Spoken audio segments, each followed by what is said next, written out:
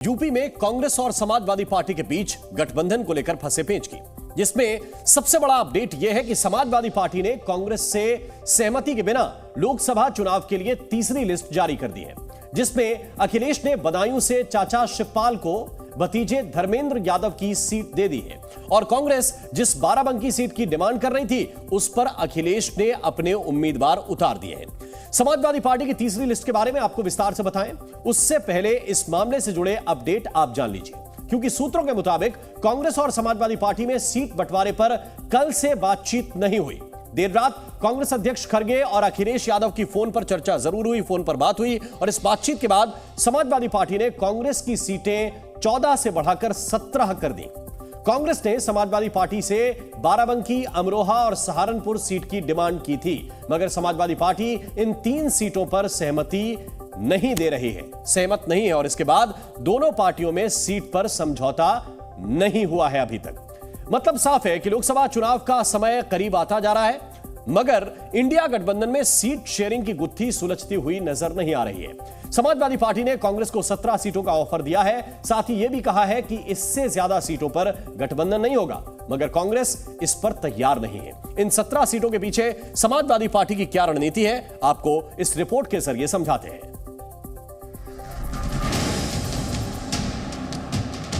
जिस समय सीटों का बंटवारा हो जाएगा, समाजवादी पार्टी उनके न्याय यात्रा में शामिल होगी। कुछ सीटों का ऊपर नीचे का चल रहा है और वो जल्दी ही पूरा हो जाएगा। कांग्रेस को उम्मीद है कि लोकसभा चुनाव में समाजवादी पार्टी के साथ उनका रिश्ता बरकरार रहेगा। सीटों पर जो पेच फंसा है वो जल्द ही निकल जाएगा, जिसके बाद अखिलेश यादव कांग्रेस की न्याय यात्रा में भी शामिल होंगे और दोनों दल इंडिया गठबंधन के तहत लोकसभा की लड़ाई में भी एक साथ उतरेंगे। मगर असली सवाल उन 17 सीटों का है जिसके आगे समाजवादी पार्टी बढ़ने को तैयार नहीं है और कांग्रेस को इस पर इकरार नहीं। सवाल है कि आखिर इन 17 सीटों में ऐसा क्या है जो समाजवादी पार्टी ने कांग्रेस को ऑफर की है।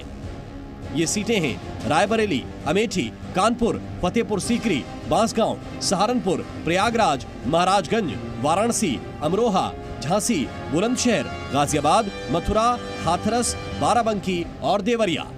दरअसल कहा जा रहा है कि अखिलेश यादव ने जानबूझकर कांग्रेस को ऐसी सीटें ऑफर की हैं जहां समाजवादी पार्टी कमजोर रही है और बीजेपी की बादशाहत रही है। आपको बता दें कि इन 17 सीटों में 9 सीट समाजवादी पार्टी कभी नहीं जीत पाई है। ये सीटें हैं अमेठी, रायबरेली, वाराणसी, बागपत, गौतम बुद्ध नगर, गाजियाबाद, फतेहपुर सीकरी, हाथरस और कानपुर, जबकि 6 सीटें ऐसी हैं जिन पर समाजवादी पार्टी सिर्फ एक बार जीती है। ये सीटें हैं अमरोहा, सहारनपुर, बुलंदशहर, झांसी, सीतापुर और महाराजगंज। सिर्फ 2 सीटें ही ऐसी हैं जहां समाजवादी पार्टी 2 या 2 से ज्यादा बार जीत पाई है। कैसरगंज में समाजवादी पार्टी ने 5 बार जीत हासिल की, वहीं बाराबंकी में 2 बार झंडा बुलंद किया।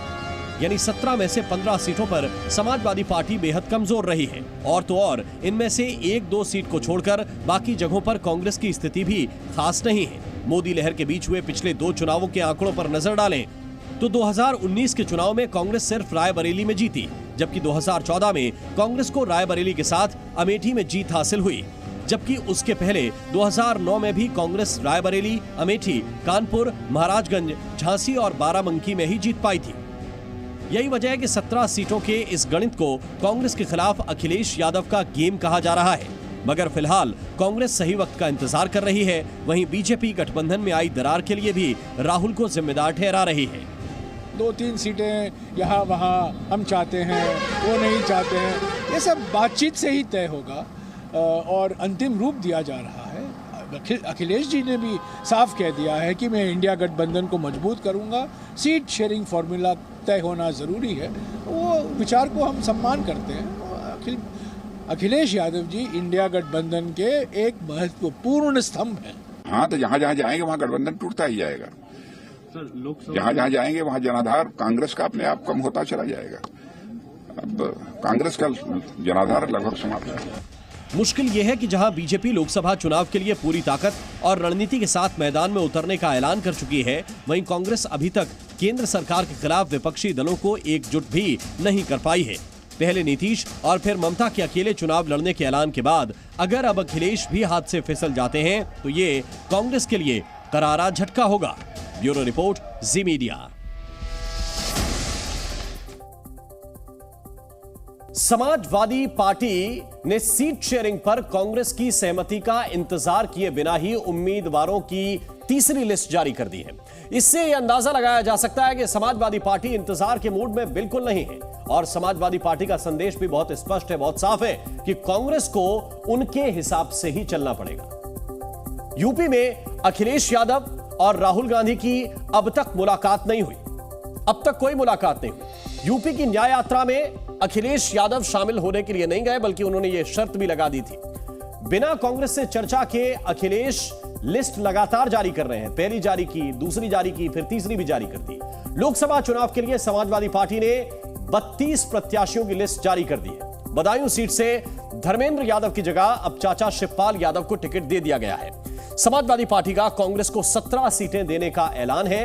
अखिलेश के सीट निमंत्रण पर कांग्रेस अभी खामोश है। कांग्रेस ने कुछ नहीं कहा कि हम 17 लेंगे कि नहीं लेंगे। कांग्रेस अखिलेश के फैसले को क्या स्वीकार करेगी? क्या सिर्फ 17 सीटों पे ही मान जाएगी? ये एक बड़ा सवाल अभी बना हुआ है। समाजवादी पार्टी ने जो अब तक 3 लिस्ट जारी की हैं, उसमें कुल 32 उम्मीदवारों के नाम हैं। पहली लिस्ट में 16 उम्मीदवार घोषित किए गए थे समाजवादी पार्टी की ओर से। दूसरी लिस्ट फिर इसके बाद आई और दूसरी लिस्ट में 11 उम्मीदवारों के नाम घोषित किए गए। तीसरी लिस्ट जो आई उसमें भी 5 उम्मीदवारों के नाम समाजवादी पार्टी की तरफ से घोषित किए गए। समाजवादी पार्टी के मुताबिक पार्टी की विचारधारा को कायम रखते हुए पीडीए समीकरण के तहत उम्मीदवारों का फैसला किया गया है।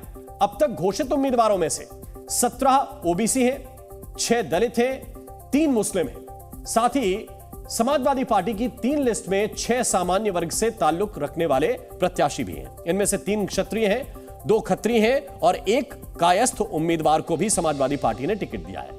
हालांकि समाजवादी पार्टी से इस्तीफा दे चुके स्वामी प्रसाद मौर्य का यह आरोप है कि अखिलेश ने पीडीए समीकरण की हवा निकाल दी है और वो समाजवादी विचारधारा से भटक चुके हैं। जिस पीडीए का उन्होंने नारा दिया उसकी हवा खुद निकाल दी। जो खुद अंधेरे में है वो दूसरों को उजाले में कैसे ले जा सकता है? जो खुद किंग कर्तव्य विमूढ़ है, ना इधर है ना उधर है, वह दूसरों को रास्ता कैसे दिखा सकता है? समाजवादी पार्टी के लोग आज समाजवाद के रास्ते से भटक गए हैं।